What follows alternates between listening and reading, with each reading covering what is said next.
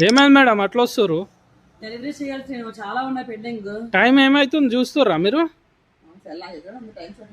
అమ్మ 9:33 సీను. మరి ఇంతవరకు ఏం చేస్తారు మీరు? డెలివరీస్ ఎన్ని ఉన్నాయి ఇప్పుడు? వీడియో రికార్డ్ చేస్తున్నావా? ఆ, ఏమున్నాయంటే చూపిస్తానండి. ఎల్ షేప్ సోఫా సెట్ మనం ఆఫర్ పెట్టాం కదా, ఉమ్, జస్ట్ ఇప్పుడే ఆఫర్ పెట్టాను, సేల్ అయిపోయింది. అలాగే 6 chair dining table, office chairs, ఉమ్. అలాగే విజిటర్ చైర్. టైం అయితే ఇదిగోండి 9:36 అవుతుంది. ఇదంతా లోడింగ్ అయ్యేసరికి 11 అవుతుంది. ఒకరు కామెంట్ పెట్టారు, ప్రతి ఒక్కరు బిజినెస్ సంబంధించి అన్ని కూడా సోషల్ మీడియాలో పెట్టారు, డబ్బులు సంపాదించేస్తున్నారు చాలా ఈజీగా అని. మీరు చూసిందంతా కూడా రీల్స్ తోని 1 మినిట్ మాత్రం చూస్తారు, అది నాన్నకి ఒక వైపు మాత్రమే.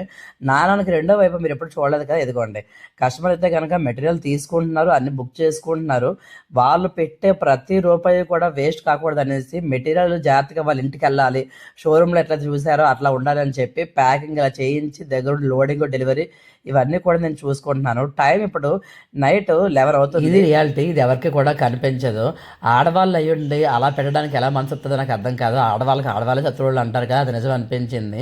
ఈ టైంలో కూడా లోడింగ్ డెలివరీ చేసుకుంటూ అలాగే కస్టమర్స్ కాల్ చేస్తుంటే వాళ్ళకి సమాధానం చెప్తున్నాను, వాట్సాప్లో పెడతాను.